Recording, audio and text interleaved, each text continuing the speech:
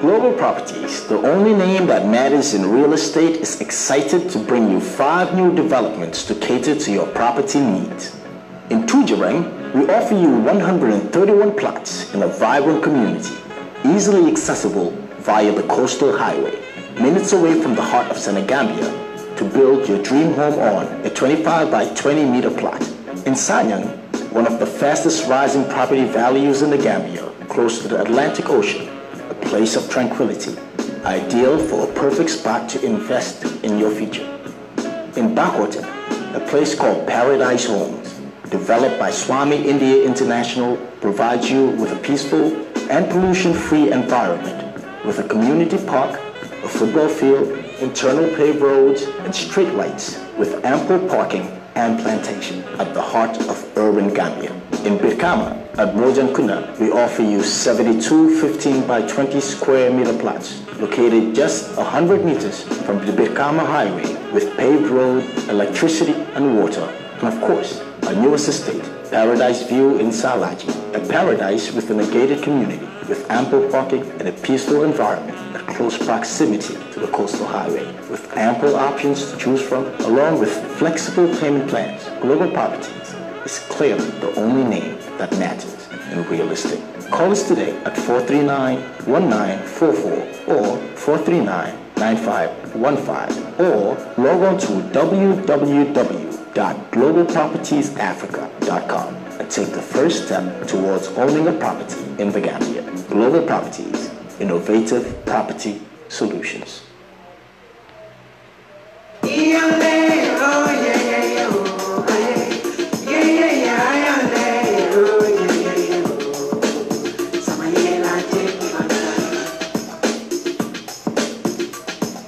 Yona Enterprise wolle nata enen kukuto sakonyin sunkaro me ya nyatina Yona Enterprise baleda me wala musera kunda bambot ye mune sambale na wala mu dulino me ya lon ko ka fire refined sunflower oil nyin dulino lo ni edomo jata kende adoro ne biji nyali be sene ade ne dulini kendo long andi minli sambana itol fanka wala domo nyine ya sabo alanno warta wala na lafta jama sandiro la nyin dulino to wala kilin sandirolo alferol ke ali Yona Enterprise kachanyo ya 90003926832151 733 8899 980 5526. Yona Enterprise babale dami wala musera kunda bambot highway butumbadi ngol alnga ferol ke sunkarode nata mol lafta domor kendo lela nyine ya sabu Yona Enterprise ye nyin sambale nang pour nyin kamala nale nyin tulolu domo wati lanna yala bije jata kende yala fannala Yona Enterprise jarama.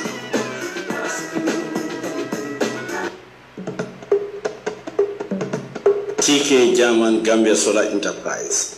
TK German Gambia Solar Enterprise badi muni bale dami wala musukuta sateti cinema anin jamen batema.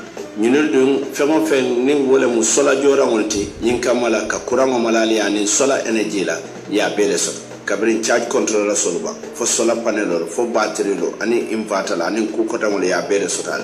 Andi manna da wala atul mini anun kalbe office do ko al ferol ke ale bako pol soto nyin kamala nin kuramo tata isaje ko alla joramolo wolte tinyala bali mo manna da wala TK German Gambia Solar Enterprise e continue ka jiku fanam bay banko ka e ko bohololo e ka boholo sinne andi ka installation of bekele kabrin sindiro to fo jiwe futala wato benne la popolo badi mo na lafta nyin ko bela fengo fe yalon ko wala ka do boholo la ko to nyin kamala ay jiyo findinde na ngammi wala nganku alfero ke ali la mental katanyo yano Germany +491517032666 wala le Umar Bojang commande Gambia 37820224 andi la nyin number floor bebe WhatsApp le ngale ko TK German Gambia Solar Enterprise ila solar panel la ni la solar jorangol be ka bonan Germany le andi la boholol fanani la bohol jorangol be ka bonan Germany le wala badi mon kamone bato alngam borin no TK German Gambia Solar Enterprise mi yalon ko bali sukuta satele to andi ka yelele tili wotili ka botanan sey somondala kata fo tala lulu nata bida minute tansaba wala badi mon alngam borin no na lampolu malaya anin fanan na jisanu wol min TK German Gambia Solar Enterprise wala nata pour ka cool soni ande molie courant aninji.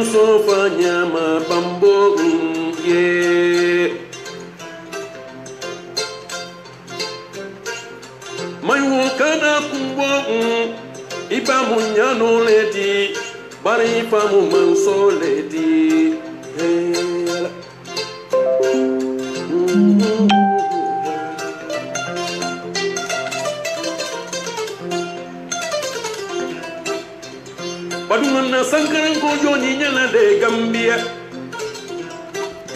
duguni mbala baba ngana ni ndawla jong ro ka ba ni ndore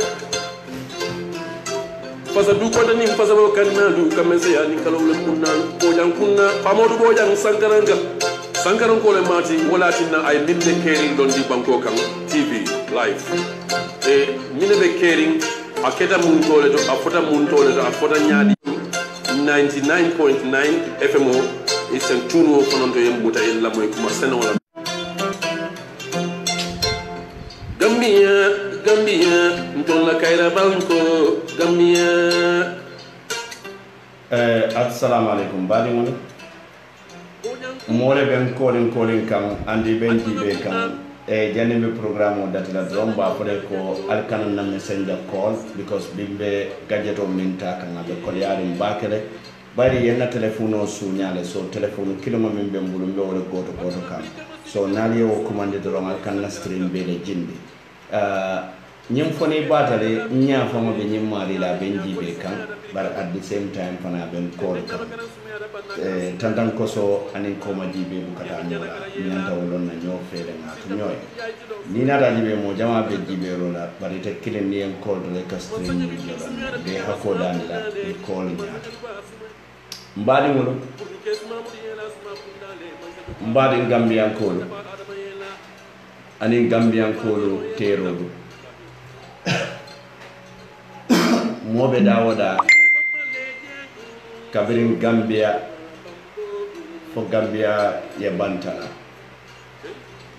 ngal mumela be kontongal tolla anali jabundawde ka faaliye ko assalamu alaikum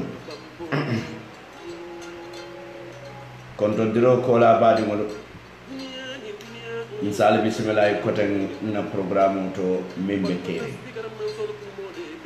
mimɓe keeri nde nka fo wole ñama kaatu ko nga dati wole ñama mba fo kam wole fanan ñama andum fanan Allah subhanahu wa ta'ala la man sabayato mbe continue la ka banke wole ñama bari folo baɗigol ce programme dati ñala dalita ka dati ñaminna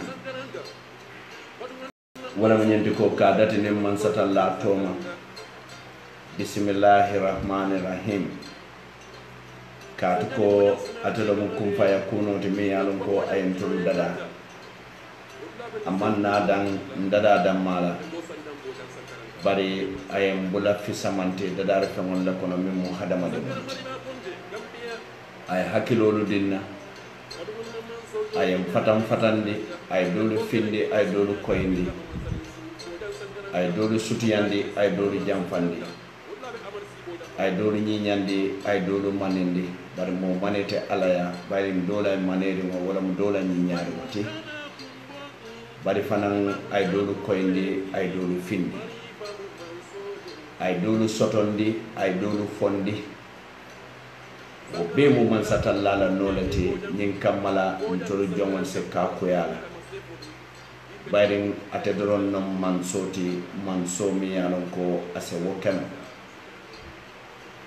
wala ya sabu wati na programme olu nka dati natere toba sen wala bismillahir rahmanir rahim kato ko fengo fe yalon ko ya dati nin woto ba sen wala setano marufo ka borle andum fanan hadama dingol setano inila kullolu nila katumolu anila kortelu ibuka kuno wo kuoto biyanon ko wole datita nin man satalla tomo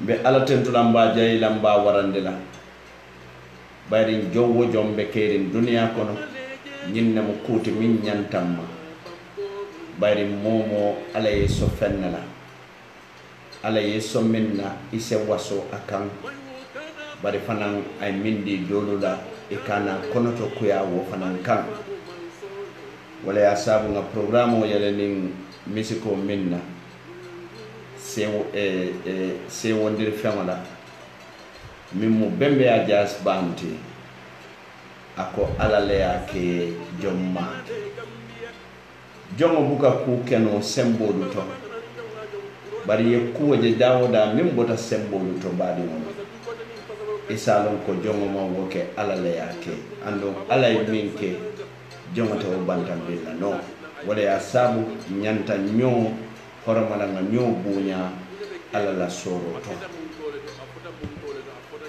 bari ngaje Watson Gambia ya safe iko abuko pamodu wala abuka telemunta ko atelo mo popular journalist in Gambia mbi tentula mbi jayile la wasafir kendo lula bari popularity wala mu jenti ko darajo anim mo jamaaye long wayen taranyin ko konan nana ma wonyini je bayde ninga wonyini nun jenta sotola ni e darajo nyine ko min kono baade mo ko soto bari ko tanole soto wala na bi moli famol forcé darajo kan akola be kete munati to ko yati anin nemiso wala ya sabun tolu be nyami mu wala be wala nyama kabirin watol to aliyello watolu minna femmam falin na kuwolu to ni woterol min kata hani bi wotere kilin wolle ben bulu ka femol min don hani bi wo fen kilin wolle ben bulu anin fanan nka ku ken dolu to hani bi wolle to tan bolu bar baadi ngol nyense ke wala dati mo be ko hadama di ngol de mo buka fanke no kuti ye ko kuje molle kat mol mi ye kat wala kuma yata ita fango yeta keminti bar nin hadama di ngota ta faya fango je ko ngani ne soto daraja tane na katole ya sabu na bafutu wala ya sabu amanke wote wala ya sabu hadama din kunda nsem famole ke moliye menemenol ti ku kendo luto ninga woke nin ku kende ata fo adunta molula wo molule be cikala yeke turati bare ni fanke turati moliye wala mnyenti ko ye famole impose wo moluka andum fengo fe ya fan impose moluka wala muka fam forcer moluka pour ya ke kuti ibalo na ko molu mo itale ite mo itale ti bar molu fana mu itale ti so wala mo nyi wala dati wala be Allah subhanahu wa ta'ala temtula jomma ke nte fango make ala le yake andum be Allah subhanahu wa ta'ala danila fay kando min dinnan na do ko to kaje ko kallo fuwaro le nyimban ko ka kaje ka tonya sabate ndi nyimban ko kan jenkola karola kaje ko mol min yaron ko femmanke la do ko te fo mo be ta ka wocci ka kasambe to liya ka modo dingol faake to la dingol balonde ala o mare ala e continue kan kanda ala fana e continue kan kanta ka to ko atadolon no man soti min kala jongo kanda atadolon no man soti min kala jongo kanta anda atadolon no man soti min kala jongo tanka ala mambulala la tanka jongo kon nzadu wana sabante furele tariya nyama nin kamala dola be mo la lalati mbebe baturolla what goes around comes around nin duwate bi soma do lebe duwalan tole almanna duwale jabela fengo fen ni atara wole tatan tolu nyaala bi ntol be bulala wonno malen se duwal na sabante furele ka folon na kunti ba fama Muhammad sallallahu alaihi wasallam anala dimba yalo anala saibolo anim misirme sabante fure toma fo Allah subhanahu wa ta'ala senemo ni kafaro keke dundi jannatul firdaus me Allah subhanahu wa ta'ala danila bi fanan komen dalta danila wato men na nyinya wala to fa asen tankan ne wala masi bola bara asen manta ben ne wala kairon ka kando nyina bolo baren atadoron na mukum fa yakunote akafole ke ayke ando ngatele kala jongo kere tombon jongo lu kono atamu minulu beti aye kanda nin Allah subhanahu wa ta'ala du ye kanda setano marufo iblisa abuke filindino nin iblisa korta kamin filindino hadama de mo setano to filindino la sako jino setano wala sulu sadi malu sako sai sayo yin kamala bi fanan programme mi yalon ko ngawole datene bismillahir rahmanir rahim la fonsa kumfano ning alhamdulillahi rabbil alamin ala o mari ala subhanahu wa ta'ala internatul mume be fengo fembe jibe rola anim mimbina jibe rola min fana mina lamoy rola dawoda kabri YouTube lombang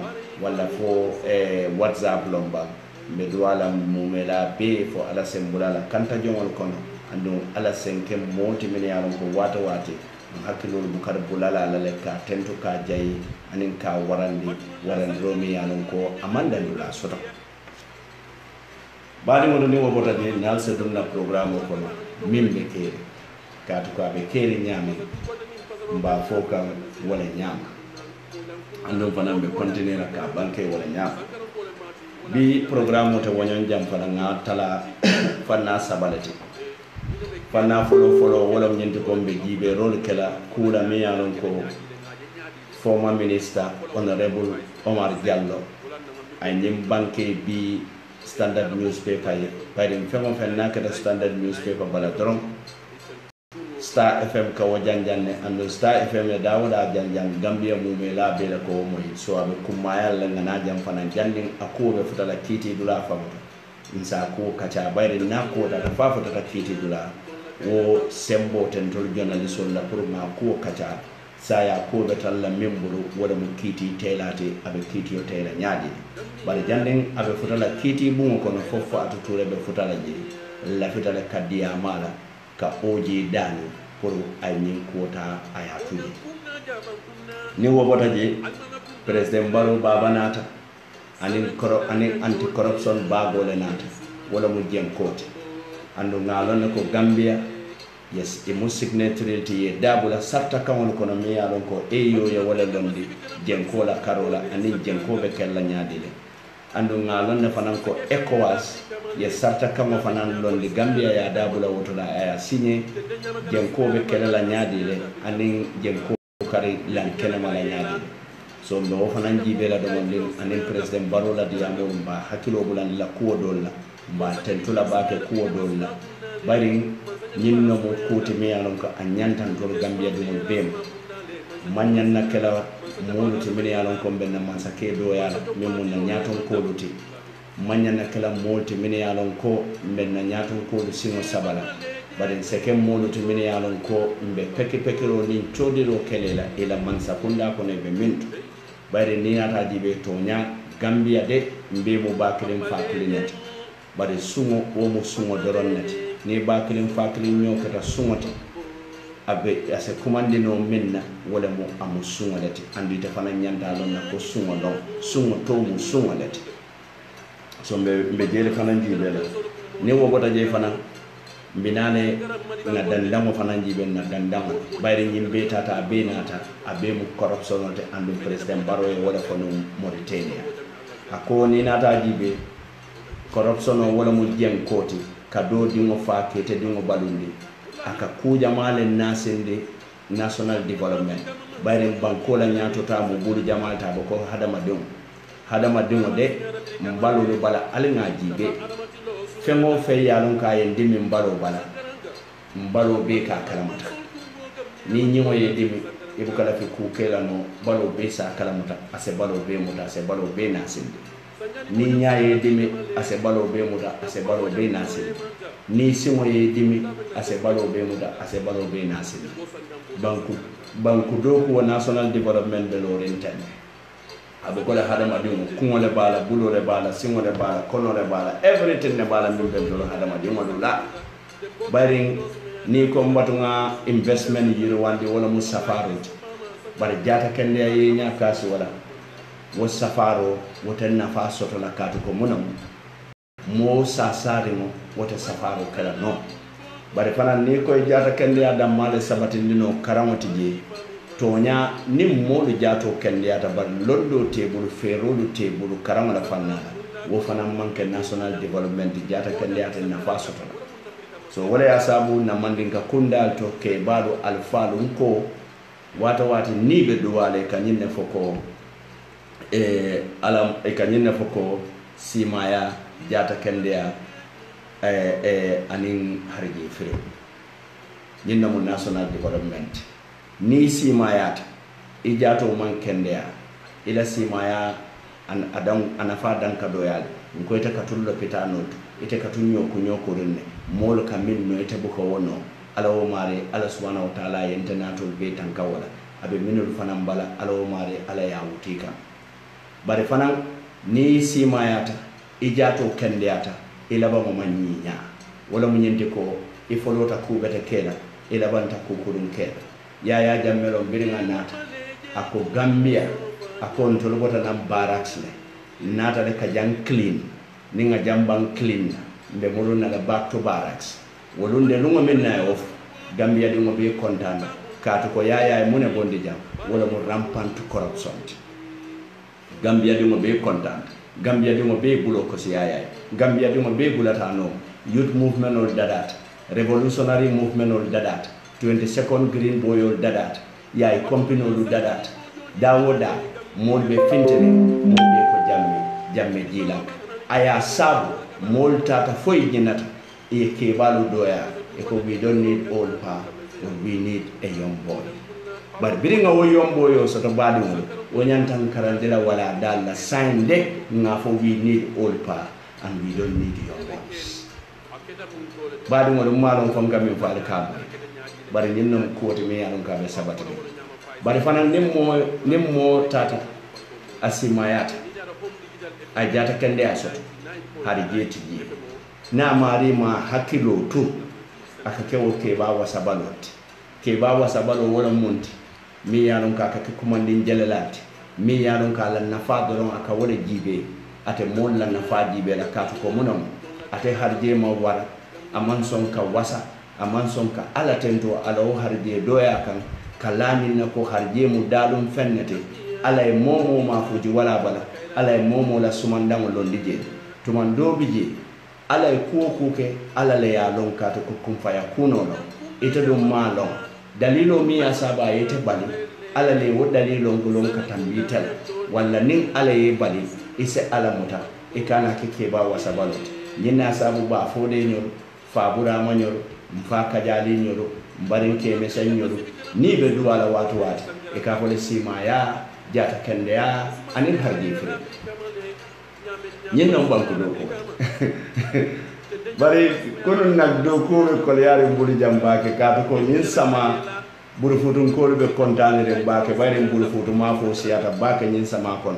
inata le yembata ndina studio kono kono fola ba wala mam programme fa nyanta kala nyami ma keno wonya mam batata buru futu ma fo wala muntu wala bisoti min itolu min sama boyta tem biso siata buru futun ko banka mani yola dem ko do ma serigne boja ni de min sama wata te yalo min sama na biso ka siala e ka pani bale ta e jio fanni jete ye lampu ba mara duro ye pano lo ndi jio ko so e ka je biso ni firfirta duro ye jolon jio ko e buru futu ke asa ko nyanda ko ne ko asa ko nyadi pamu do adul birika man ko lo manjil lo nyimbe mu protein net ngay mu non protein da ko ne fota man protein do ndimo mimbe America wala ka fo nyede so burufutu ma bo siata jaga sabu kuno man programme ko no wala burufutu ngolo itol nyanta duwala bake Adama Baro ele bari ke bado fana ya fanya ko ne Adama Baro jamano diata de sama jiyo bina kande anduna ma fo fana be siaka so badi ngol nimbo da woto wala nyenti ko ngamurum back to the topic mi alon ko wala mo oje jalloti mbadi Gambian ko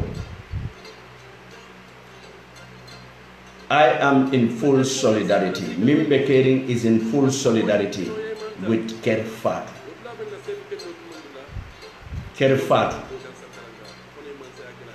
Badi ngola nga jibe roke.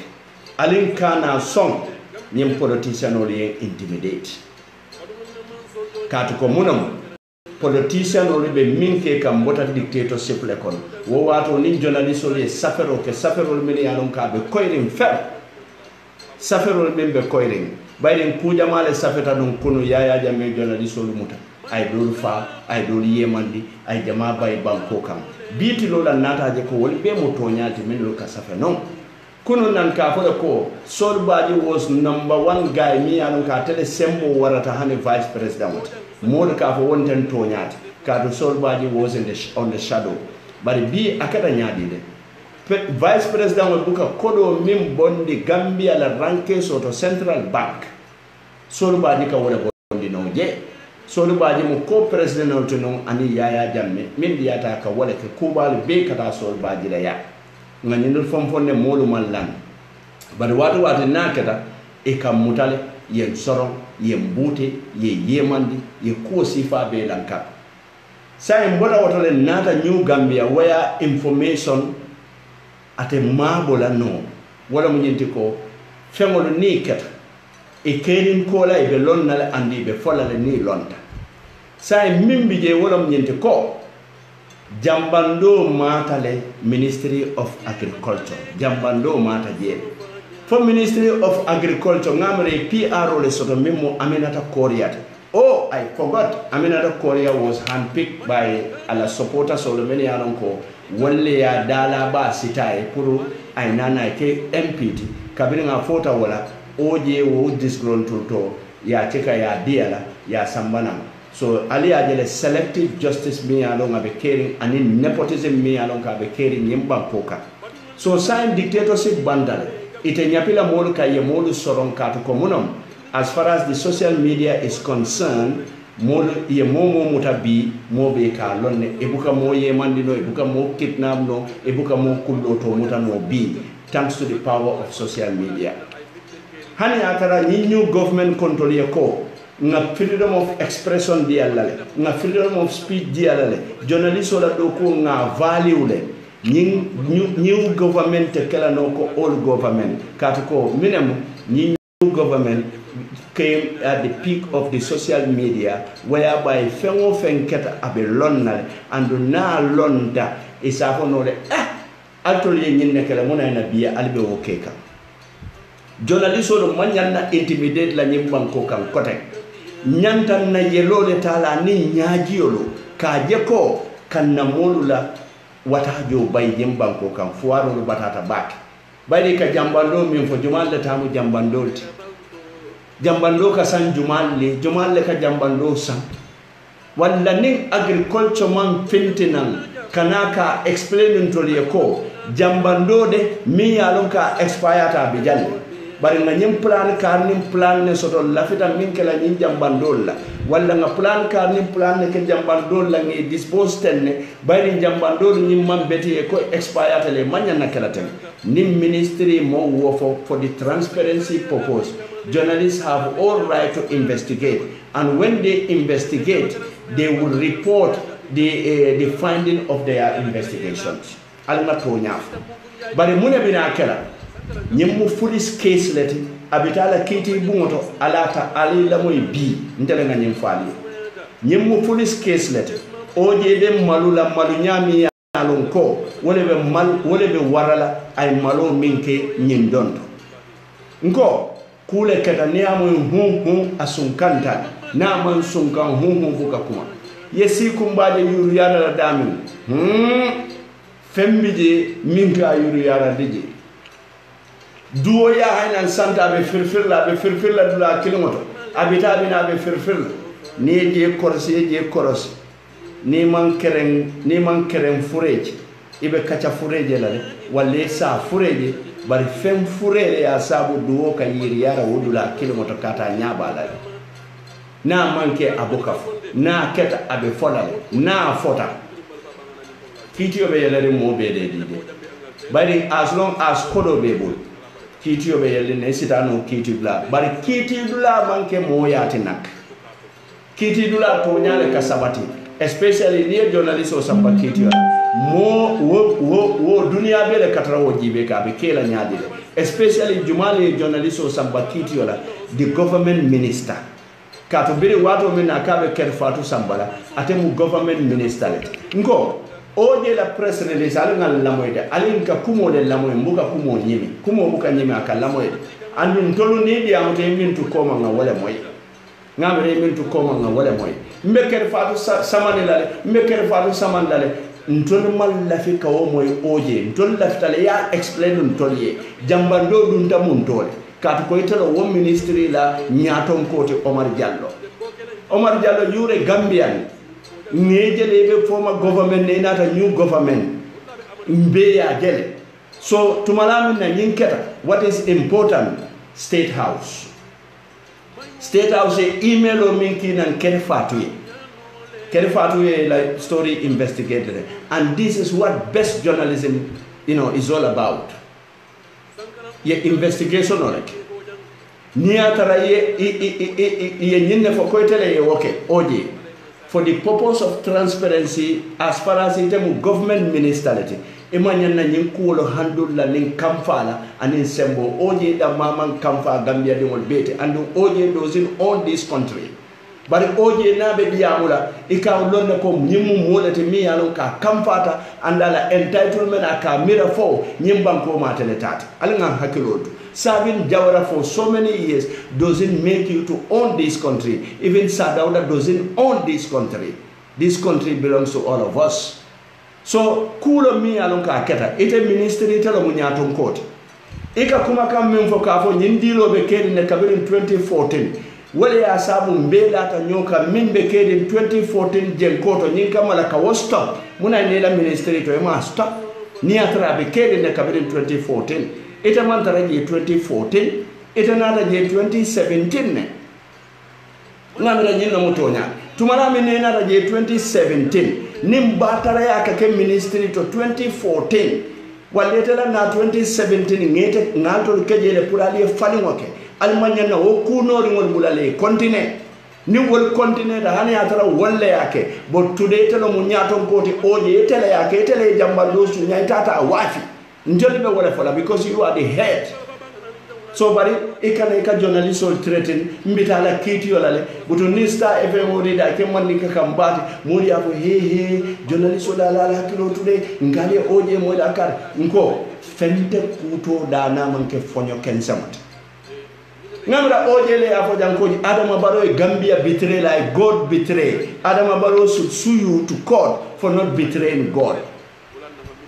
Adama Barrow man God betrayed. I'll tell you God betray. I'll muruntale Gambian call betray. Katu kalbe munen lalbe furero la nyindulato anin nepotism. Kalba adungo chika ke fandi nyindulato. Kaje ko fankoto ti kawur sada wase kenoba. Wote ke no la kawur kola la ko wene. Alamu kawur goli ya ko woni. Nko alanga tonyaf. Alanga tonyafo ning ala idea.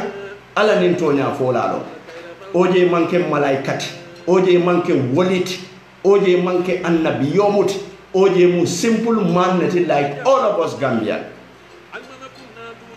If oje can say ko nyimmu Gambia di wolte barata do ko kelantela ministry bara site nyuna amina korea la nim abadin kotangodo kana ke dandi ministry to modi e wojibe modi be deyring nen kurtu funto e lotu eka siyole tuwaye ndol bele den tan Gambia. To be a minister doesn't make you an extraordinary Gambian.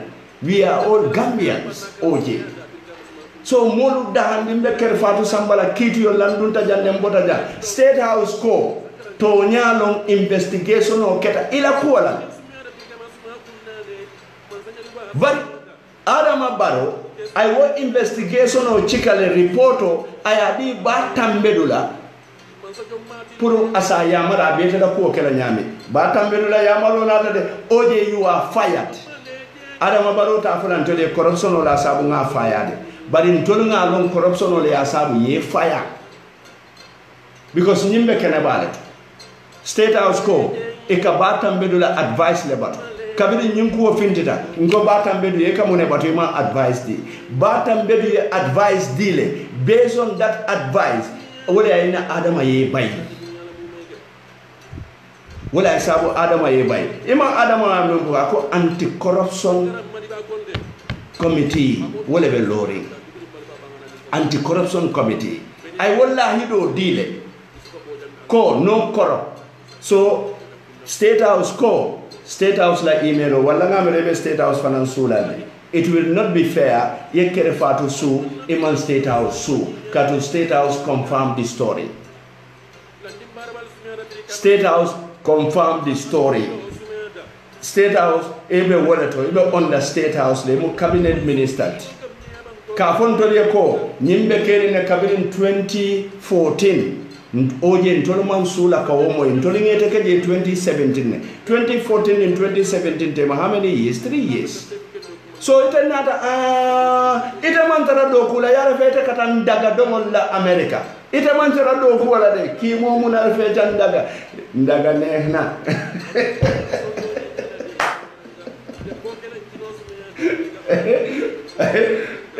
biyo kay ja let us be serious. Let us be serious with ourselves. Let us be serious with our positions, and let us be serious towards Mama Land, the Gambia. Billahi alna serious. Yara fan toloman serious.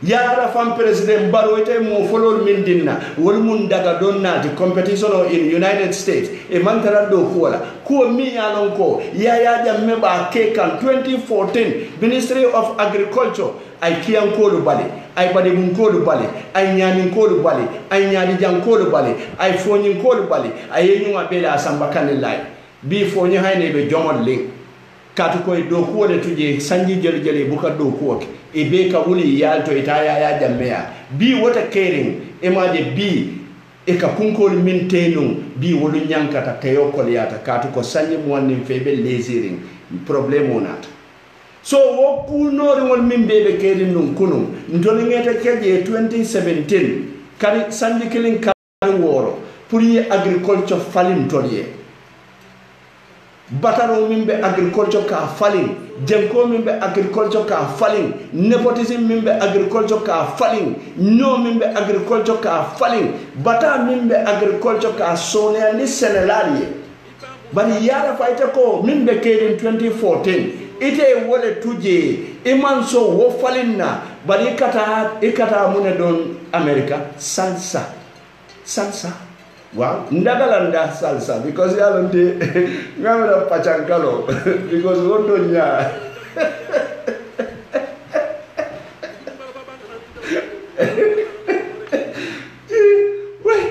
ngo ala fo nyeba because yalon daga ni bata don na fo say simol fay santon daga is not a gentleman dance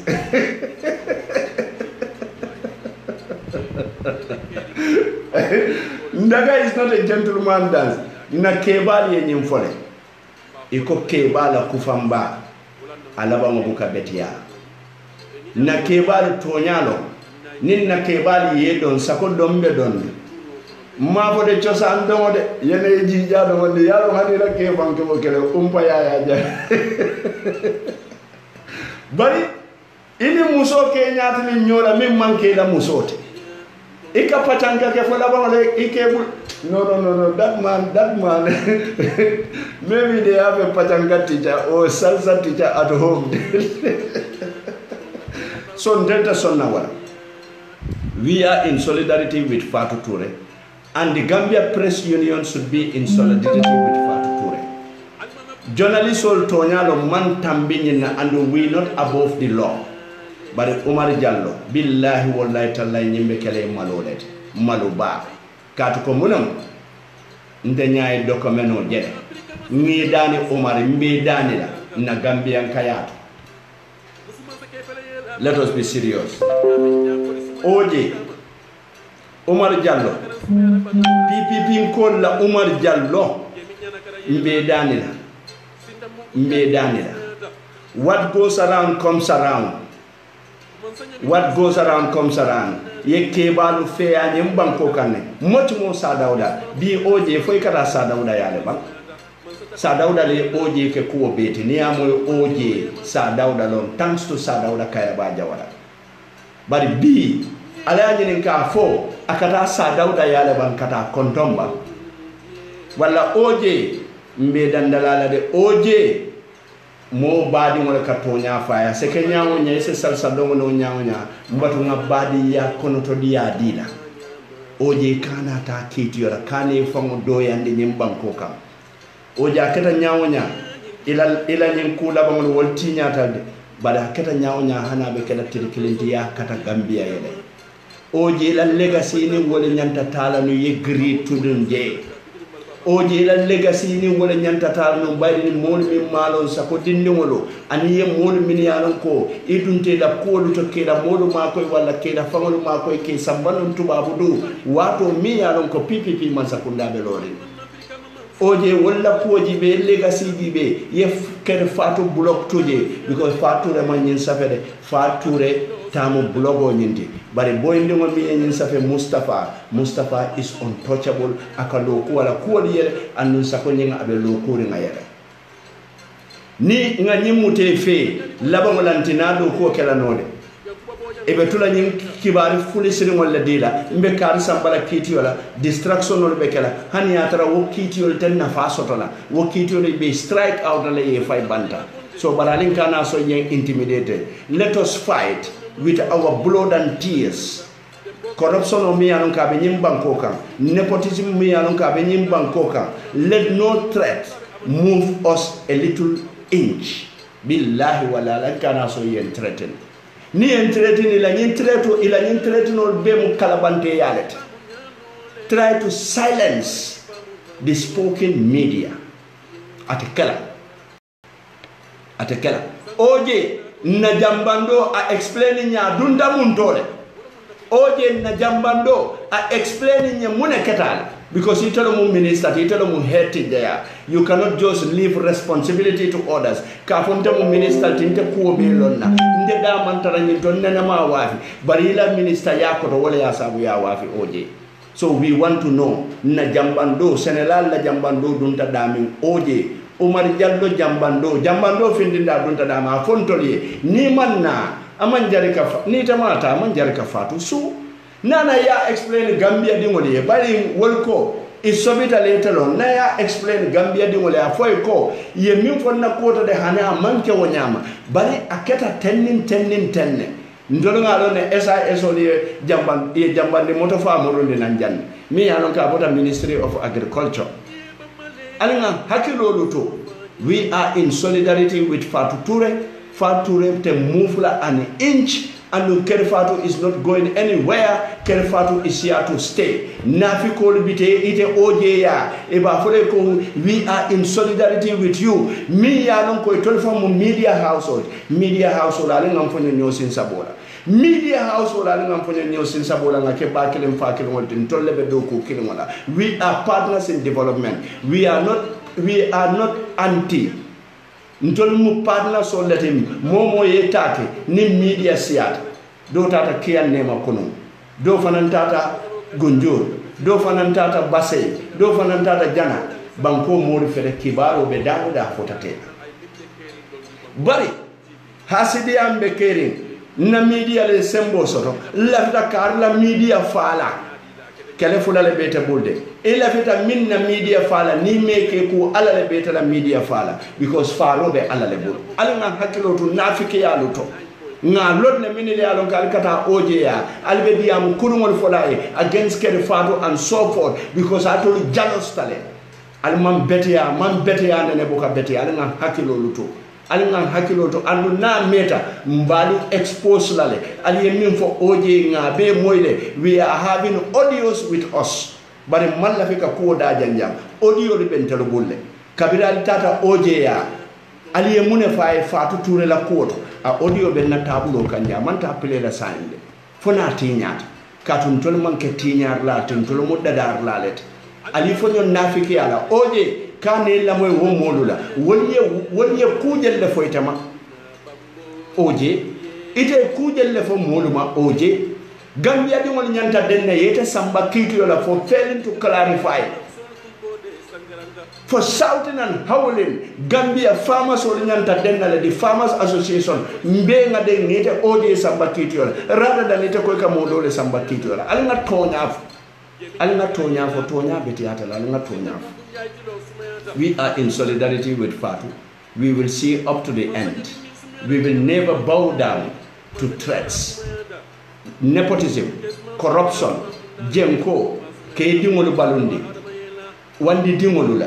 Imaje dingolu keta tole wula maduti. Imaje dingolu keta kutute baloluti. Imaje dingolu ni lota dawoda. Ise pare barila pare lika kemoneti. Ko jila nyinya. Mindo si faise loa kunto ita minnola. Ñin non problème ot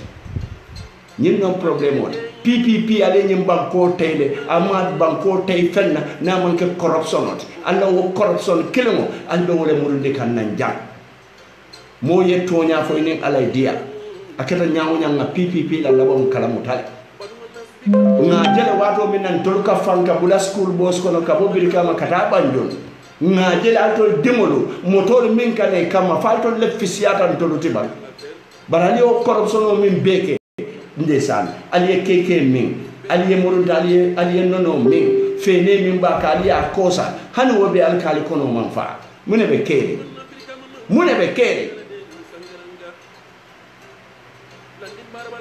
ni wo bota je don tariya nyama ngana back to the program mi yaron ko wolam corruption ti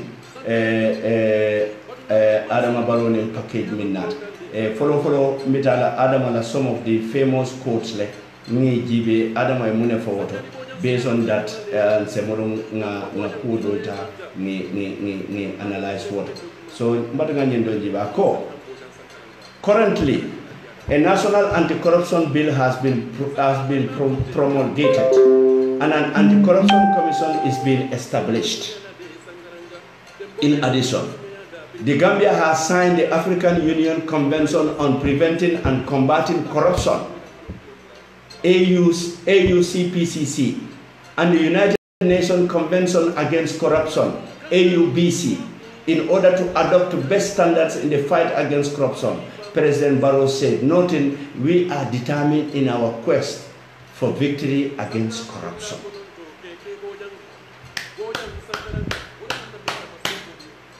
Ya Jeff President Barrow. Barrow manna sila President Barrow. Ali amola minfa ko Gambia anti-corruption bill wole be topoto kan andum fana anti-corruption commissioner wo established tale fokaba. So andum Gambia mu signatory to wala mu Gambia e kaito le signé kaito mi alon ko wala mu preventing and combating corruption ka jenke corruption o nyato nyinka mala ka dang anamina kel ntolla do ko walati fo woni na manke na do ko wala state house should listen to us mune mu corruption oti rampant corruption modi be do ko la modi be mansakunda moto be bul mansakunda fuel coupon be bul mansakunda bungol be bul mansakunda le ke dépense bari mantara mansakunda ko no do ko alanga tonya ni be mansakunda ko no do ko le nyanta fola nyela ko mun position ne be bul ni o fonyere we have no problem ni o fonye we have no problem. For example, we go to State House. Charity begins at home. Fighting corruption is not easy. It has to be comprehensive and inclusive. And President Barrow believed in inclusivity. For one thing, it has to be inclusive. Fighting corruption. For example, Lamin Cham State House. Ngaroneko is a youth mobilizer, is a youth advisor or whatsoever. Ngala position alone, we are not going to question anything. Naka government fuel coupon or something. We are not going to complain about anything. Nim mansakunda bumodi arante complain na katu komono. Position on the babulu mansakunda for your position on the babulu. But what is the position of do sa no? Akafo mode ko nimpa modu nata jamba sambala kitio lante nata nim do sa no nyoje mbakachala nyoka. De yarafa modu kabagu nga falele ko alkana so nyim modi entol intimidate. Nde tambita intimidate o lalembe daminte. Because today I will fight corruption with my blood and my tears. Muna blood ni mfaje mfata Gambia mkolule. Ni mbute je mkumbota nyaji obota. Gambia mkolule jarta nye mi mkumbonde aye nyaji obonde. Gambia mkolule jarta nye. So let us fight corruption with blood and tears. Kaje ko nyimbanko ni femma nyimbanko sendi koma for corruption, femma nyimbanko sendi koma for nepotism, femma nyimbanko sendi koma for karimun terlet, femma nyimbanko sendi koma for karimun badi molet, karimun badi molet. Mod kalo ka nyo threaten mod mini alon ko manke fenti ngamira mbota nyinul la kono jang. If Jete can go and tell people before under Yaya Jammeh regime ninge muta ni betila le ko helicopter seni mi sabuna na ala yedada yena Bakary Famoje ni akusai boy ngamara nyino le bekere bi molbe Adama Barrow la mansakunda ko ne ka fontol ko mbali sambala kito la hambalu kelaten be kelaten mone bekere fontolun the wise laba njolote falin na ba we cannot change with change.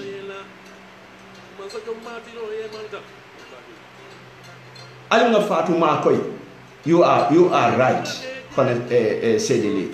Atol mimbe diaspora. Kodo ni wole ka kitioke. Ali Fatuma Koy. Support in solidarity. Nani wulta social media, Twitter, Allah keje politician or hainang. They are threatening our journalists. Police security man telling me, ni se president was sambano court, white journalist or sambala court. Ye president Jamala Samba court Gambia. Are you in your right sense? Ye president Jamal, nim president wanyanta tala court. It altol me ye doko ke Yaya Jammeh. Altol yalo ne ko nyanta wol sambala court le. Alkana molu kamfande. Alka fonye ko nim president mo sitano court. Mune ya sabu journalist o tita. Wo sulu saji maya. Albe fonye la wala aliye ngani ya kendo lu soto. Ndolu ngala ngani yolone. Nadi amuta aliye minu tukoma. Ndolu ka wolle la moy nga wolu moy. Alal hakilotu. President Barrow and they make so, we are determined in our quest for victory against corruption. President Barrow tomorrow, sama Thursday, do sano moto min babuda nyanta tala bulle because he has no portfolio. Unless tomorrow you come out and announce it. Ko do sano be nindo ku Karlela State House. Oh, is it Barrow movement? Well, chairman or matati, well, that should be distinguished from government. Charity begins at home. Nyatonko, President Barrow, let me help you. Nila for corruption of fight lajang. Corruption will be started from ita famula officer kon a fighter. More bela officer kon many yanonko. They are very corrupt. Ila Secretary General ngala kumo fo janni ay tinyaro menke GTSC janni ba kala minister. I'm having all documents with me here. Mi yalon ko ha bahna charity must ngo fitaro electric broom should start from State House. So ntolo billahi wallahi tallahi, let me tell you one thing. Mola palasi ba waro ta sabula niye jenko kenyim banko ka maf. Mola lambeta sabula niye jenko kenyim banko ka maf. Wallahi, this is what we believe and this is what we're going to keep doing. Really. Nyembanko ntolu bele dentala ntolu falu mamolu mamfo nyembanko selo taika politiko la fanal. Muna ina ntolu binaja ntolu be kela koman koluti. Mo kense ngol bina ibe domoro kala mo beta ibe ntolu fala ibe ndingol fala ibe dingol balunjela ngamira nyenna mu kuwati journalists are not to be intimidated again. Nadoku moment we are watchdog and we will continue to be watchdog. Journalist yalonko mansakunda beko karibe doku kendola ita mantara doku la because journalist wala doku kendo nin sulu saji mal la doku bukatano nyene asabu journalist ona la doku kende ada sulu saji mal worka muta e jawalet andu dolngalo ne Gambia mu Gambia it mote kuno la ntolula ala man min nonna katu niyo tatol bulu modi yam kumandi janne ko ne pamodu du kar ngidani suto ida makana finti suto ndam mabe finti lale ni momo en tolu fa wala be diari intele mo nanta kala seda furent imam fa to nyaale kam imam fa fuaro la kelo le kam fengo fem fata fuaro la kelo kam ite mari bi te nyaaye la mon tole badi ngolo mo be ka da min nyene anda manke ko mbe nyinke kan ka foko nka tole nyene je amanke ko mbe nyinke kan ka to ko kudo mim wala mo nyente ko Gambia dingol mori nyanta sotola le min ya lon ko e fanam be lola e kanyinjen ko bay ka to kon to Gambia dingol batata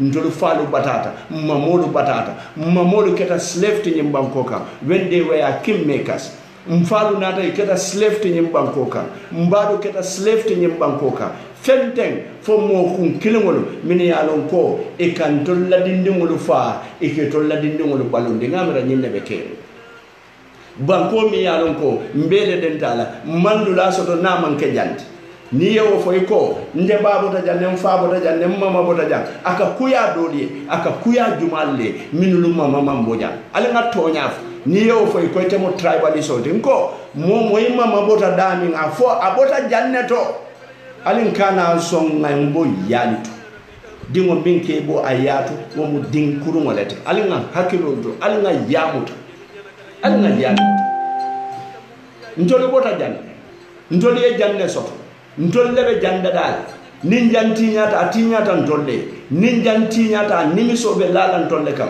walla Gambia dingo beye ke polisoti Gambia dingo beye ke korseglati Gambia dingo beye ke diamula kaje ko jenko e banyim banko ka nyanta bannale ja molbe do ko la Ministry of Works ninga banko la kodo di pour ye silo ludoko itolla kordal be dami e kasilo bondi woto fo kilometer fula mi yalon ko million o lot kamano ke foy la kordal kono chok e manke president e manke quindi mo beta ja ite ya soto be min domo la foy ma fa totuta ye bungolo bungo mi yalon ko fuaro buka hanya e dunja ni samato na dunda fana buka hanya e sira kan ni ma fa e si wato dole fam ni ko isi buka son kasila siranka e kasila tapele kam fente kan la sirango non wo fuaru la ko do te na o beta iko fuaro mayna da man si man so ta man domor so adingo man ta karamo ala bungo ka sulenne yewo ko do bonda bulu iko te manafi ngole saba foya pour la moto sitano ay dunje nyinne be keden Gambia area council do kulale bi da nyaton kolo mini yalon ko bi ali Brikama al halo jena abe nyadi Brikama is a no-go area. Itata dawoda silaba wabukama the main silaba bukama. Ita hanile yiduma. Dulabe ni suntukumo. Dulabe be sunkankang. Brikama become a ghost town. Bari area council do kula le bijam. Mini alon ko ye area council la motoluta. Ye berobi area council toyal. Ye area council la gredelta itolla cordale bedami ye silo bonde kabirin silabat ye bero dada foi la cordale kol Brikama marse mantano bero min nyanta bonna je pour ka o marselo ni wasilo dada mo mini yalon ko walla ke la namodu jo wo mankeno bari mo kilin desan min ka tele bafutu da fotilo boyta wole mo be femota kasilo dada mo be silo amo wodada atada mala silo ay wodada katu ko munam atolo Mr. Bafututi nyinde be banna Gambia diamore be nyim banna and President Barrow can you be for please let somebody forward this video to State House. I mean every word. Ni la fitambe tambile nyatombe silo tandile la mba tandile la mune be kere kabirin KMC for Brikama area council bari nyinu lon sun kanyi baluti kodi jama ka soto nyinu loto anim BCC kodi jama ka soto nyinu loto bari mune be kere fuaro be batari njandoro nepotism nin corruption on bijam mote hanila kadiyam ni diyam te ka kan guroji lenke guroji minella yete sun kanyo ye mo be fengo sunya ye wande dingolu fa ye modu batandi ye sate modu kurandi ila kunna kuya ikana fo hay kan guroji lenke guroji minella mo be tata ika fo kan guroji gonye na be keri nyimo jawolu ni diam de ka fo kariwo yala te guroji tale amalla fi moli ye min soto moli ye min soto ye mune soto ya soto mun tole jumala ya dila aite soto rek ye soto nyaadire Mr. Money Man, tell me where you get your first money from. You know what you mean, keri wallahi corruption on bijam dantal yeah. Okay, mbadunga sound to another President Barrow speech because ngani choboting President Muhammad Diamo kono. But charity begins at home. Wallahi billahi tallahi. Nje corruption of fight la no nyembanko kan. Nim President mamma koy. President lo makoy tat. Ninga corrupt people will expose President nyanta muneka. Electric burumo ta. If fitafy senia nieno ya foko you are the most president me alon kai firing and hiring ngo nyinne yaya jamme mendi Gambia firing and hiring yaya jamme o mod min fire nariye woluta yaya mo kurumoleti mo jama bi jaye fire mo kurumoleti ye kuriyale e ka kuriyale kai kabiri felta ka okuriya kai lunga minna ye bay bari la kuriya follow the wala kele wala why should we have mercy for them? President Barrow, let me read this. On the home front, the president informed colleagues that a commission of inquiries is ongoing and its revelations have shown the extent to which resources meant for national development were grossly misused and diverted by a small clique of unpatriotic and dishonest Gambians and their foreign partners in crime. President Barrow, you have just hired Mambouri Njai just now. Is President Barrow really serious about the fight against corruption? Are you really serious about the fight against President Barrow? Ntolu batata le anduite na batata do ne because nibe batata nyoda janne nibe struggle de kenyoda jang for be alhamdulillah ite you are the decision maker ite you have all right to restore sanity in this country in the presence of ECOMOG here in this country. Billahi, you have all right and you have all means ibuloto pour ka nyim banko fali ka security fali ka daji ko fali corruption la fanala you have all right. President Iye Mambouri Njie le appoint. Mambouri Njie is among those small clique of unpatriotic and dishonest Gambians. Mambouri Njie is their captain. Tangara is their, assistant captain. Let us be serious in the fight against corruption. Why? This Gambia belongs to all of us. Ngana ke safari ba kensa wote expert ole safari ba duke. Ngawo safari read without no commitment. It shouldn't be. Safari na fota commitment ole nyanta tabla je. We have established a commission of inquiry. Now commission of inquiry is londele. Mi ya lonko abe keskisirol. Akobari kullol min yalon ko wolle bota wo commission of inquiry sto woli ya tandinna ko soto fengol ne muna fengol min yalon ko inata nyimban ko kam pour banko la nafa ka fo mi national development mo dandan ne fengol tay bandi mali e fengol organize on patriotic wolom banko jawo banko din jawo president Barrow ya fonte ma fo ako grossly misused and diverted by a small clique of unpatriotic and dishonest Gambians.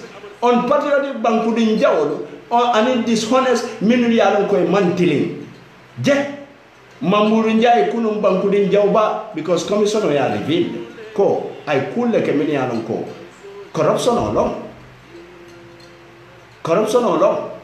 Tangara Amanda corruption or the Baringajele, he works for the Alibaba. But here, Walter, and President Barrow, let me remind you, until we are not sleeping, let's be realistic. Let us be realistic. Charity begins at home, man. Charity begins at home. President Barrow kabini mama kande koniye doko di la batala. Ako, the coalition government has enough manpower to employ than to go out and look for some people. Enough manpower. Je, mbe coalition of benda watu mina mbe yaya jamme kelendela. Mbe yaya jamme kelendela. Tangara be United Nation. Aba fole ko yaya jamme mo kendolet. Ala mansakunda be nunten, ala mansakunda be tenne. Tangara le be yaya jamme la mansakunda wa Afrika. Aya wafila aya wafi fai kulpenyo kai feast. Kulpenyo anin fala ibalde foma wojeja. Anin fala ibalde. Yaya borin kola woto tangara kelo kai fokabam anin sabali yaya borin kola jela nata loja ko president Barrow be party men fangoto UDP ako mandinka party lo because New York e ka bane ni mandinka bane ndiro la wala kadimi bani mandinka kam hormarimba kam kuliyarimba kan nemarimba ni banendiro keje wato hana tara banendiro manjawya mose kamfa isa mkumo bari kandol jibe isa tara tuno ne be jelele banendiro keje mo buka kamfa bari mandika kan ni afo wala mo be ka kamfa kamo fele men bunyata anu wasata kan na kan fo mba fo lale aka fasammale nimba fo kan alna proud na kamodula kato ko munam Allah subhanahu wa ta'ala asa nole mbe arabu kamfu bari ko yomal kiyama arabu kamul be folaje muna nambe ma arabu kamfu kum fa yakuno lo min yata ka wala bara yen bulale momo yela kamfu so that we could ngala different so that fana ngala mansabayaje ko Allah subhanahu wa ta'ala is the artist of all artists bari President Barrow grossly misused and diverted. Ya ye fengo betinya ani ye kalabante yalke ka sawundi. Fengo nyanta dame abuka futa woto. Say more mi yo. Despite the fact that coalition has a manpower, yo mo kiringol sambanan. Eko Mambouri Njie wo sunkanyo wole martan tolla finance la. Wo sunkanyo. Inata mo ko tangara wo mi yalon ka abuka tonyaf. Katu momo yaya jammela mansakunda nyanyi nyandi dunia moli wobuka tonya fo Mr. Barrow woni yaya jammele do ko ke United Nation akatawo mo kilomol mi ya ka fo yaya jammela mo kendolete ala mansakunda kendi atale bi wo mol be yalo ko tangara ka faniala fo yin yaya jamme man kende ala man sakunda man kende sai wo tangara kilo mo yena murune yo murune wo molu kan ko den ka foy ko yaya man betiya barole betiya ta koten a tara tangara ko opposition no man betiya so wo molu ben to jibe na nyadile are we really serious about the whole thing? Are we really serious about this change? Nko nani man pare kanyem banko sendi al kulunjara njiboti chikali adi modu la mini yalon ko they are committed. Mini yalon ko they are committed. Bari akana ke kuma ba ken samati fente kalaje e seta min noto ya jamme signaje la anti corruption commission londi jang signaje la operation bulldozer londi jang signaje la operation kamkuntu londi jang signaje la operation jufara londi jang signaje la operation bua areso londi jang operation none of this operation works because signaje la corruption of much. So we got to be serious.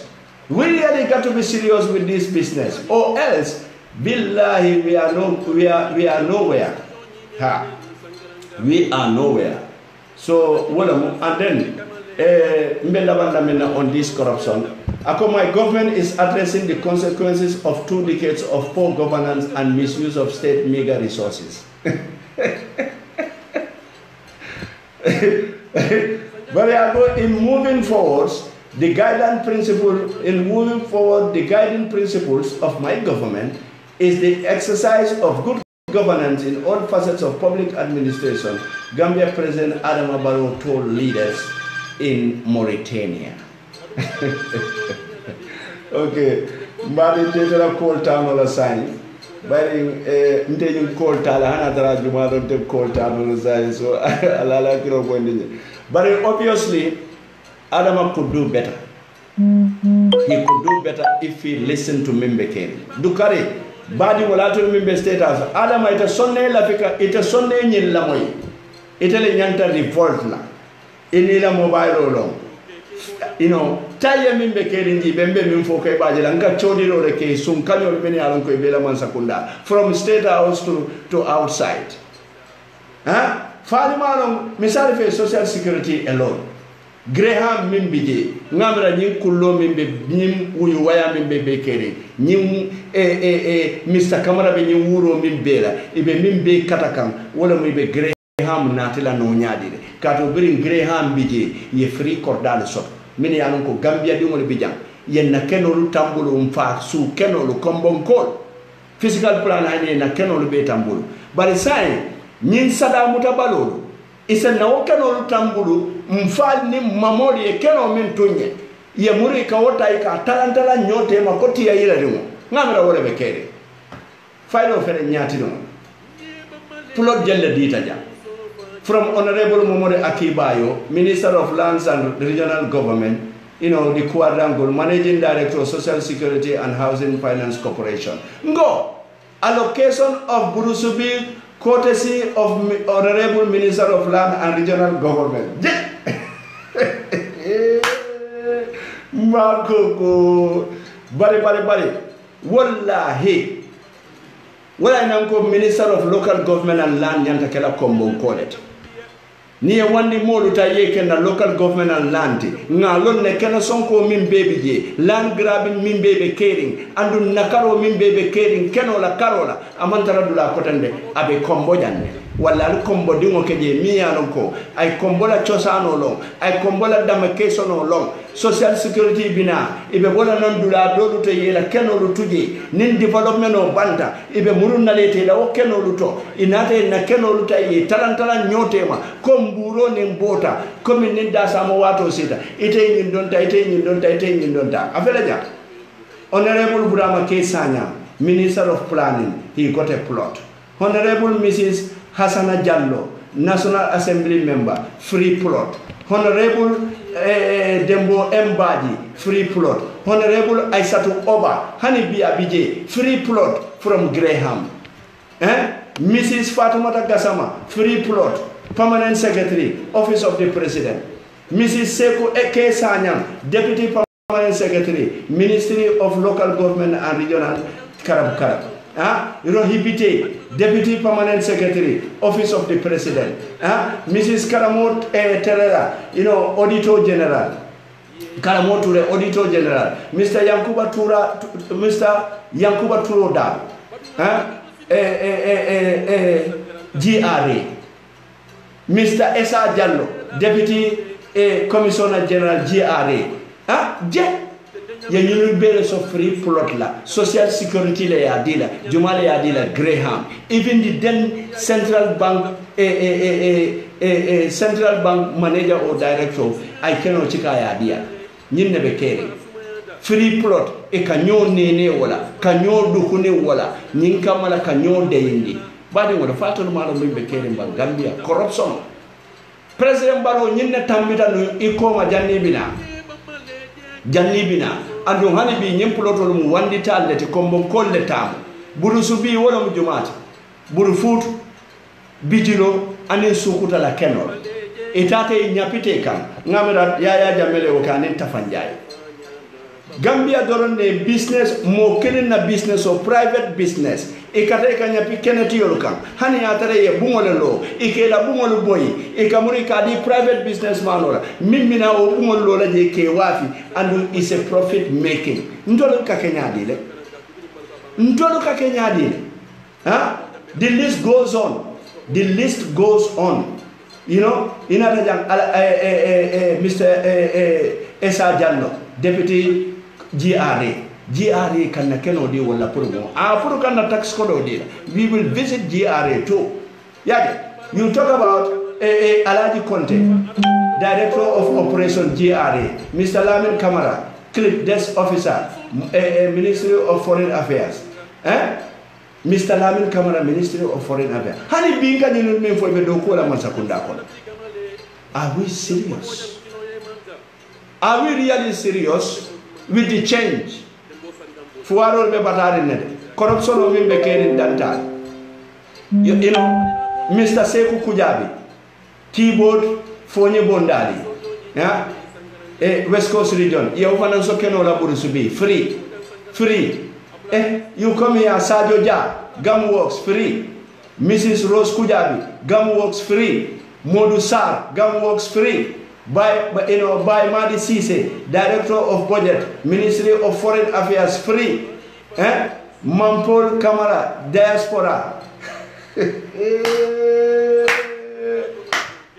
Billahi wallahi kombo ngoro wuli wato sita. You talk about Ibrahim Sanyang, Diaspora, Kiar of Sehuti FZ. Mba koko.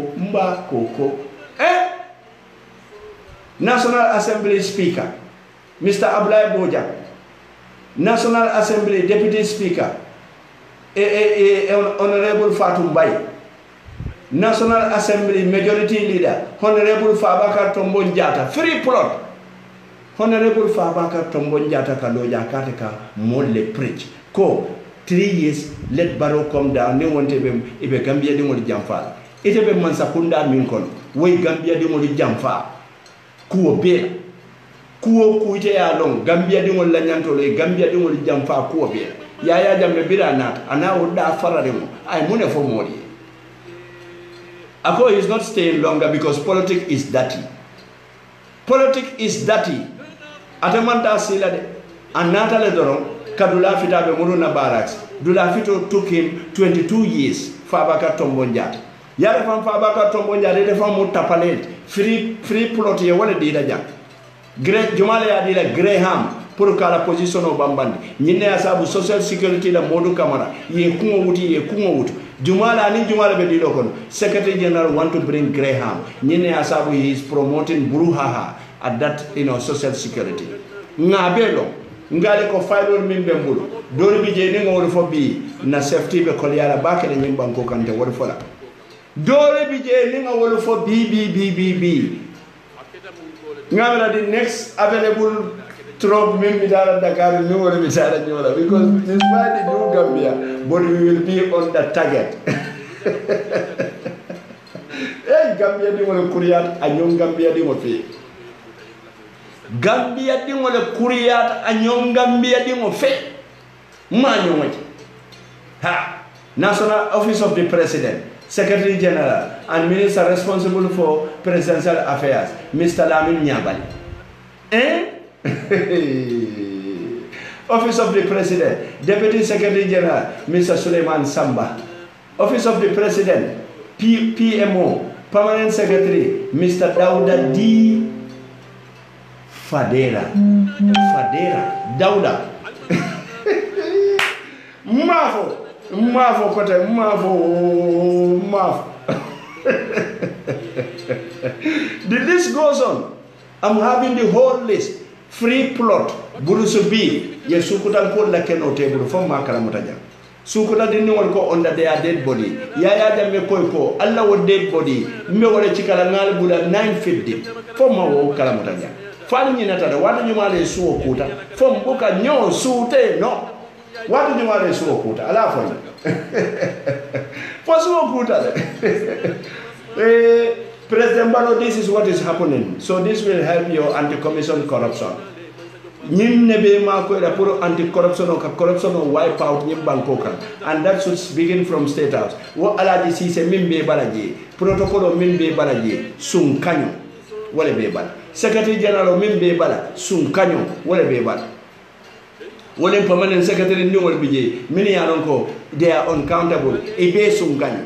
So President Barrow, you have to clean that State House first so that we can start fighting corruption. But Damante Jeman clean, it will be hard for us to fight corruption. Katukomunum, singo belorim for lang kan, jalo singo belorim for lang kan. Wallahi at a cosinon. Gambia, nebe caring. Nebe caring Gambia. Abe caring yamin kasata warinama. The list goes on. The list goes on. Office of the President, Permanent Secretary 1, Miss Aissatou Oba again. Office of the President, Permanent Secretary 2, Mr. Smaila Sanya. Office of the President, Permanent Secretary 3, Mr. Ibrahima Tamba Kunda Jawara. You come here, Ministry of Lands and Regional Government, Director of Physical Planning and Housing, Mr. Musa Baj, Director of Physical Planning. Fuaro Lakeno, Ekate Fananso Walale. No wonder Salaj, Deputy Governor Lamin, former Governor Lamin Sani, Aning Mo Kotamolo, Fatinyola Physical Planning, Ye Molla Keno table, Ekamurika Okeno Wafi Molla, Ekafoko, Nitolia Davacation Kidawoda, Mansaketon Sopulotola. How unfair. Mansai fuaru la fengo table. Mansai table la do fuara kejo karo kare. Ay murum fuaru la fengo ay min table na karo kono. Ay mura ayatel sodola wokono. Aleta wafi. How unfair is that niatara wole mutonyat? How unfair? How unfair? You know, Physical Plan Director Musa Baj, Ministry of Basic and Secondary Education, Permanent Secretary Mrs. Nyadilo Nyindode, Babukar Boy. Nene la corruption o je modu ko nyako. Babukar Boy nam nala nyindulata famai famosoda famai ni so soto. Ni ana famai samodu soto. Bara manya na free plot o tala Gambia. Free plot on which ground? Ya busi modu la ya di nyinula. Nyinna mo nyenti corruption o kado dingo fa, kado dingo balani. But the list goes on. You have Attorney General Chambers and Ministry of Justice Ndesan. Attorney General Chambers me alongo wala nyanta kantulu kakiti yote ntulu teba. Ni wolfanka bribe muta from Graham. Bribe. Ministry of Attorney General Chambers. Ako La ilaha illallah Muhammad Rasulullah. Yala bangamio me musu kanyole. No. You list to do me yam. Ndo for a sign katu wo mumunete. Wo mumunete.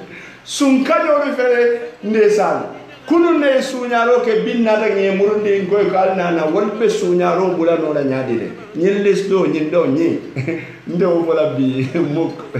O vola ko pengelumo. Sama manala argument mo ndo vola nyin listo do.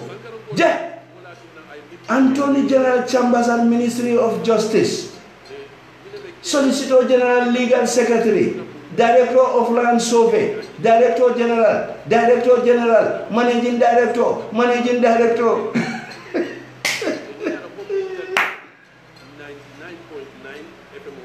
No. I'm not going to laugh. I'm not going to laugh again. Gambia. Thank God, President Barrow Nimbago nata anti-corruption bag. Now he gives us the opportunity to point them out. President wa opportunity din nale pour ngi fo jumalo mu wokoro pour monti. Graham should be caged. Bi me kikri molla mini ya lon ko nim man sakunda la kodo ni nyem mobile mu 500 let ni tolbe la impresso safela wato men e ka fo nyem mobile mu 10,000 let so la profit o ka jellati 9,500.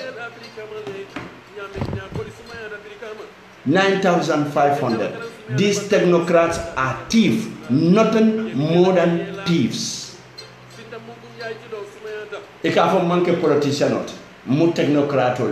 What is the meaning of technocrat in Gambia? Technocrat is equal to thief. They are all thief. Sum kanyo. Mini yalo ko kabalu ni wande tarol. Badi mo pedan na janne bi because nkam fata. Ngani listo minji ni yen kam falle. Nin kombe tambila janna.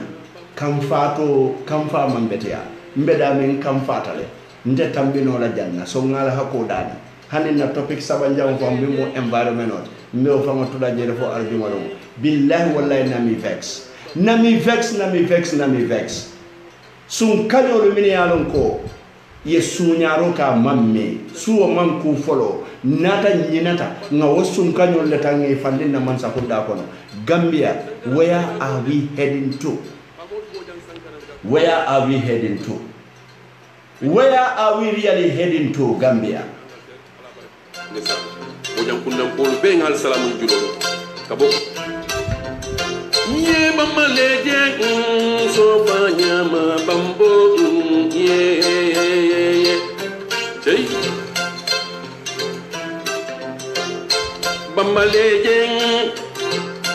Bamaleje sofa nyama bambo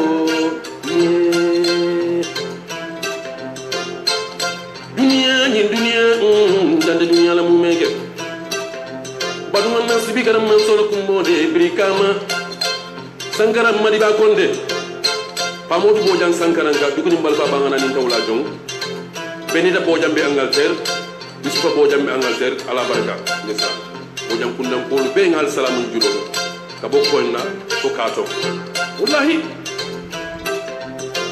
badu brikama man solo nyala de sangaranga landim barbal sumiyada brikama le taba alamati lo sumiyada sangaranga badu wannan man sol kumbo gamne ban ko kande sangaranga badi wolo corruption fight o mandia bari do ko min be mbulu ni banko ka siata bak yene asabu be apila modbe alimma ko na do ko to ndol fana ngal ma koy kibaro be dawda corruption be lamin na fintindali fengo fe yaron ko ida fita mimbe kere ma koy lane kabiri njorangol tolom bang fo buna fangol dom fengo fen kasin kain ali feroke ali lamin konate mi yaron ko be UK wala mum mimbe kere na coordinator ti nali o commande doron lamin konate abe ko be fulale albe o kala nyami albe lamin konate lam nomba alba commande lamin na pour kam mimbe kere ma koy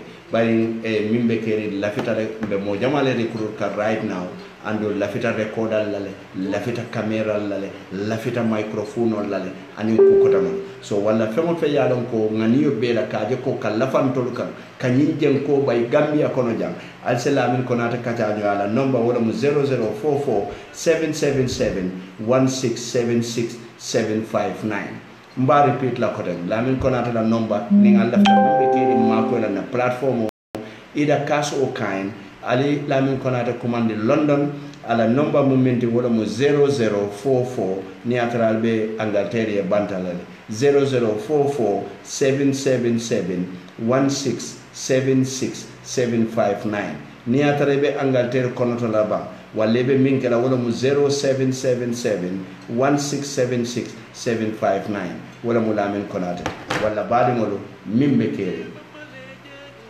nka sata wala nyama mimbe kere ndon ka sata wala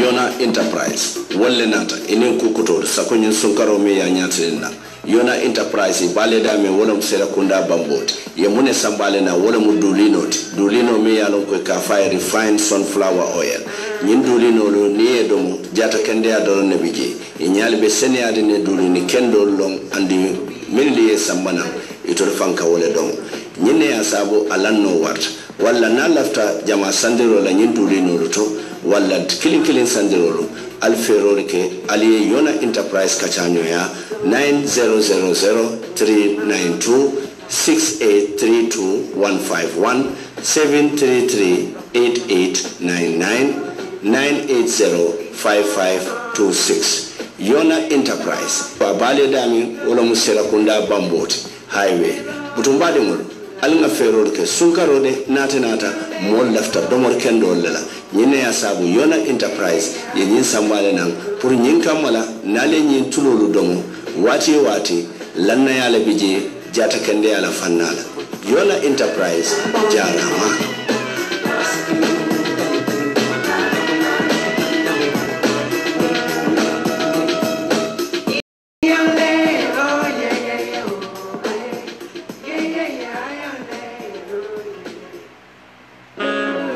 Global Properties, the only name that matters in real estate, is excited to bring you 5 new developments to cater to your property needs. In Tujereng, we offer you 131 plots in a vibrant community, easily accessible via the coastal highway, minutes away from the heart of Senegambia, to build your dream home on a 25 by 20 meter plot. In Sanyang, one of the fastest rising property values in the Gambia, close to the Atlantic Ocean, a place of tranquility, ideal for a perfect spot to invest in your future. In Bakote, a place called Paradise Homes, developed by Swami India International, provides you with a peaceful and pollution-free environment with a community park, a football field, internal paved roads, and street lights with ample parking and plantation at the heart of urban Gambia. In Birkama, at Mojankuna, we offer you 72 15 by 20 square meter plots located just 100 meters from the Birkama Highway with paved road, electricity, and water. And of course, our newest estate, Paradise View in Salaji, a paradise within a gated community with ample parking and a peaceful environment at close proximity to the coastal highway with ample options to choose from along with flexible payment plans. Global Properties is clearly the only name that matters in real estate. Call us today at 439-1944 or 439-9515 or log on to www.globalpropertiesafrica.com and take the first step towards owning a property in the Gambia. Global Properties, innovative property solutions.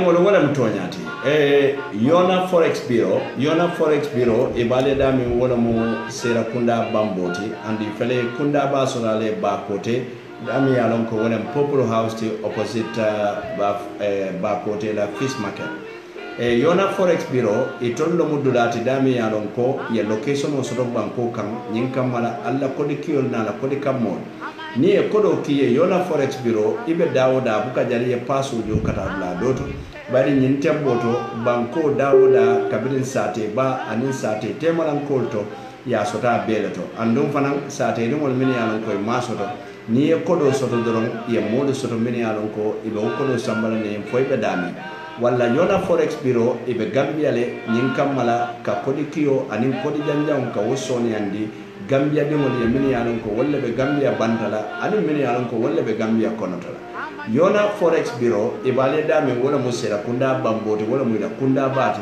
anin ba kote popular house bari bale karo belale gambia bankoka walla ka kodo kije jele lanno wata bari ni kodo kije e buke batu wate janne be la kodo sotola yaki wato minna e ka soto wato andu yeminki e ka wala be so walla na lafta yona forex bureau kata nyoyala ali commande 9392 walla ali commande 6832151 walla 7338899 walla 9805526 yona forex bureau badimo walla nata pour kala da hande kodikio ala fannala yona forex bureau